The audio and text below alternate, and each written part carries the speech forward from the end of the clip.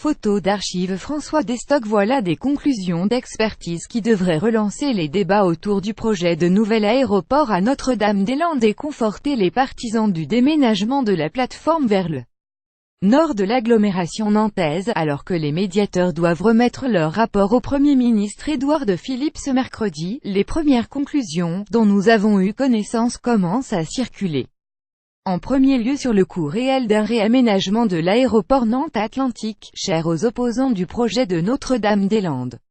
Entre 415 et 545 millions d'euros pour rénover Nantes-Atlantique. Selon nos informations, le budget nécessaire à la rénovation de l'aéroport de Bouguenais, et en particulier du réaménagement de la piste actuelle, est ainsi estimé par les experts entre 415 et 545 millions d'euros.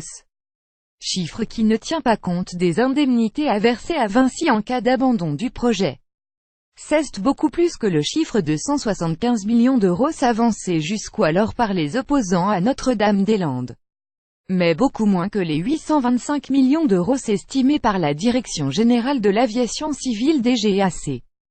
L'estimation financière des médiateurs intègre notamment les pertes d'exploitation liées à la fermeture de l'actuel aéroport le temps des travaux sur la piste, pour un montant de 35 millions d'euros. Rappelons que la construction d'un nouvel aéroport avec 2 pistes à Notre-Dame-des-Landes est quant à elle estimée à 561 millions d'euros donnés 2010 pour 4 millions de passagers.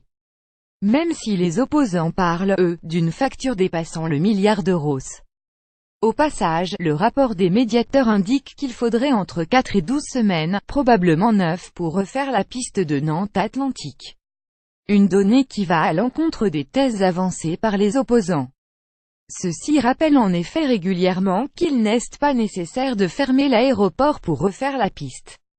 9 millions de passagers dès 2040. Autre donnée issue du rapport des médiateurs, le cap des 9 millions de passagers serait atteint dès 2040, contre un peu moins de 5 millions aujourd'hui. Ce sont 25 ans d'avance sur le contrat initial de concession, qui prévoyait ce palier à l'horizon 2065. À lire sur le sujet NDDL.